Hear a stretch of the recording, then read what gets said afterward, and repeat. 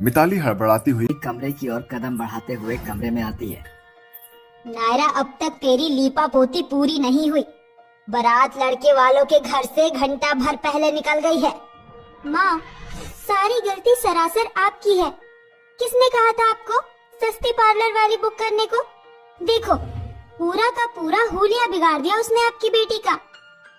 आप मुझे 2 मिनट दो, मैं जल्दी से मेकअप करके मंडप में आती हूँ।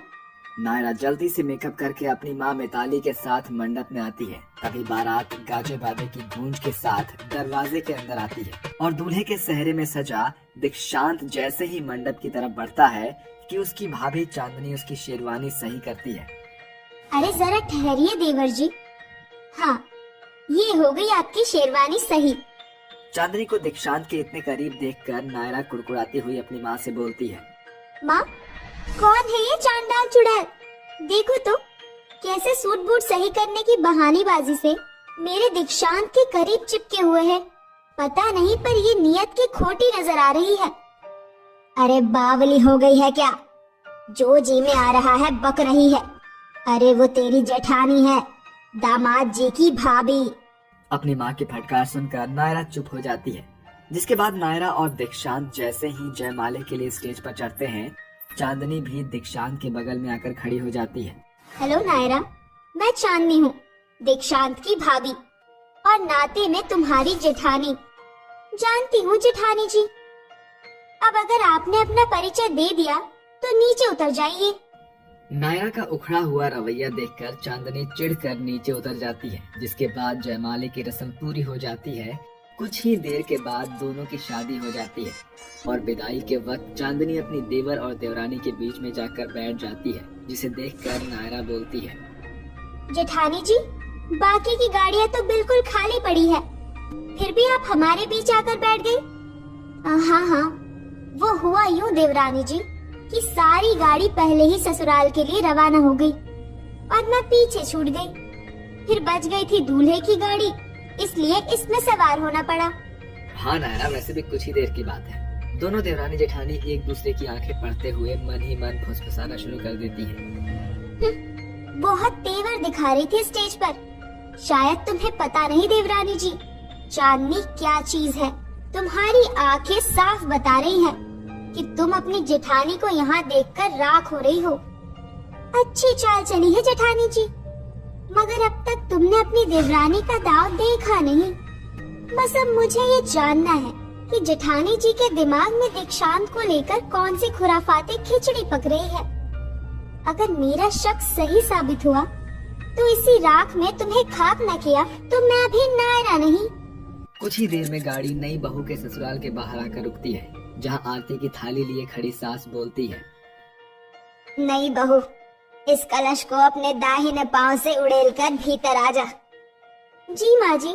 इतने के बाद अंगूठी ढूंढने की रस्म शुरू हो जाती है, मगर चांदनी की नजर अभी दीक्षांत पर टिकी थी। ये जेठानी जी दीक्षांत को ऐसे घूर घूर कर क्यों देख रही है, जैसे खा ही जाएगी।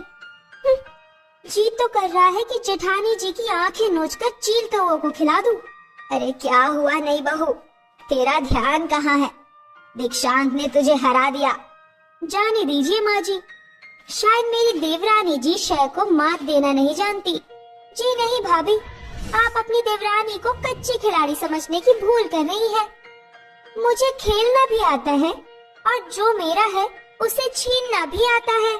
अपनी देवरानी का जवाब सुनकर चंद जेठानी जल भुनकर राख हो जाती है और शादी की रात जैसे ही नायरा दीक्षांत के करीब आने की कोशिश करती है, तभी दीक्षांत उसे दूर करते हुए कहता है। अपने पति का बेरुखा बर्ताव देखकर नई बहू के मन में खिटपिट शुरू हो जाती है और अगली सुबह जेठानी उसे छेड़ते हुए बोलती है, क्या हुआ नायरा, शादी की पहली सुबह ही तुम्हारा मुंह क्यों सूजा हुआ है? लगता है देवर जी के कांधे का तिल देखने को नहीं मिला क्या? अपने चंट जेठानी की ये बात सुनकर नायरा भौहें चढ़ाकर सुलगते हुए कहती है, ये बात आपको कैसे पता जेठानी जी? मुझे तो बहुत कुछ पता है, पर छोड़ो। नायरा वहाँ से फुसफुसाते हुए अपने कमरे में चली आती है और चिल्लाकर बोलती है, शर्ट उतारो। तुमने सुना नहीं मैंने क्या कहा? देख क्या रहे हो? शर्ट उतारो। अरे सुबह सुबह जुनून जाग गया क्या? कम से कम ये तो देख लो कि दरवाजा खुला हुआ है। मैं कोई तुम्हारी इज्जत नहीं छीन रही, कुछ देखना है, सीधे खड़े रहो और शर्ट उतारो। जैसे ही दीक्षांत शर्ट के बटन खोलता है, उसके कंधे पर वही तिल दिखाई देता है, जिसे देखकर वो आग बबूला होकर सभी को बुलाहट देती है। सासू माँ, ससुर जी, जेठ जी, कहाँ है? सभी जल्दी से यहाँ आइए।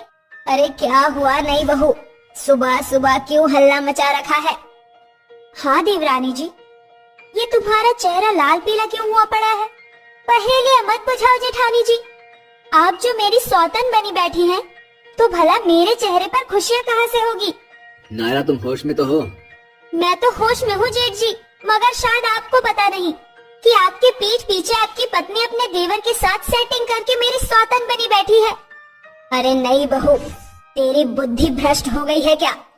देवर भाभी का रिश्ता माँ बेटे के बराबर होता है और तू इन्हीं पर लांछन लगा रही है। तेरे पास कोई सबूत है? माँ जी, अगर ऐसा कुछ भी नहीं है तो जेठानी जी को कैसे पता कि मेरे पति के कंधे पर तिल है? अरे घनचक्कर, देखा होगा कभी दीक्षांत को बॉडी बनाते। बेवकूफ, बात का पतंगड़ बना दिया। अब अपने दिमाग के घोड़े दौड़ाना बंद कर और चाय बना, सवेरे सवेरे सर में दर्द दे दिया। इसके बाद सभी वहाँ से चले जाते हैं और चंद जेठानी कहती है, मैंने तो तुम्हें सिर्फ झूठी हवा दी थी देवरानी जी, मगर तुम तो सच मुझ में सुलग गई। इस तरह देवर और जेठानी के चक्कर की बात कुछ दिनों में दब जाती है, मगर कहते हैं ना कि सच को चाहे कितना भी छिपाने की कोशिश क्यों न करो, वो एक न एक दिन सामने आ ही जाती है। एक रात नायरा को गहरी नींद में पाकर दीक्षांत कमरे से निकलकर अपनी भाभी के कमरे में आता है। तभी नायरा खिड़की पर खड़ी होकर उसकी बातें सुनने लगती है। कितनी देर लगा दी दीक्षांत, कब से तुम्हारा इंतजार कर रही थी। क्या करूं यार, वो नायरा रात भर उल्लू की तरह जगराता किए रहती है, वरना दीक्षांत चांदनी से अकेले मिलने का चांस छोड़ता है क्या? जमाने के लिए भले ही भाभी माँ के समान होती है, मगर इस दीवाने देवर के लिए तो तुम दिलरुबा हो। दोनों देवर भाभी इस बात से बेखबर थे कि बाहर खड़ी हुई नई बहू ने फोन में उनकी पूरी वीडियो बना ली है, जिसके बाद सभी लाइट जल उठती है और ससुराल के लोग वहाँ जमा हो जाते हैं, जिसे देखकर दोनों देवर भाभी शर्म से तरबतर हो जाते हैं। संजीव, आप? क्या हुआ चांदनी, शब्द साफ नहीं दे रहे हैं ना? हाँ? तुम जैसे बेशर्म लोगों ने रिश्तों का नाम मिट्टी में मिला दिया है। और दीक्षांत, तू तो मेरा सगा भाई था ना, फिर तेरे कदम कैसे डोल गए? इससे पहले कि दीक्षांत अपनी सफाई पेश करता, गिरधारी उसे जोरदार थप्पड़ मारता है। नामुराद, मुझे नहीं मालूम था कि मेरे खून का कतरा मेरे मुंह पर कालिख पोत देगा। निकल जाओ यहाँ से और कभी अपना मुंह मत दिखाना। पिताजी, मुझे माफ कर दीजिए। नायरा, मुझे माफ कर दो, मुझसे भूल हो गई। मैं बहक गया था। तुम बहक गए थे इसलिए कि तुम मर्द हो? हाँ, अगर यही गलती मुझसे हुई होती तो क्या तुम मुझे अपनाते? शायद नहीं। इसीलिए आज मैं सुहाग और स्वाभिमान में से अपने स्वाभिमान को चुनती हूँ। जो इंसान एक बार बहक सकता है, वो बार बार उसे दोहराए पर नजर आता है। मैंने कहा था ना जेठानी जी, मैं आपका पर्दा फाश करके रहूंगी। आज आपका कच्चा चिट्ठा सभी के सामने है। इतने के बाद नायरा सभी रिश्ते नाते तोड़कर ससुराल से चली जाती है और संजीव भी चांदनी से तलाक ले लेता है। मगर देवर भाभी का एक गलत रिश्ता 4 जिंदगियां बर्बाद कर देता है। कड़वा कथन है, मगर रिश्तों की डोर उस कच्चे धागे की जैसे होती है जो भरोसे के गांठ पर टिकी होती है, जिसे बनाने में जिंदगी बीत जाती है मगर टूटने में सिर्फ एक लम्हा लगता है।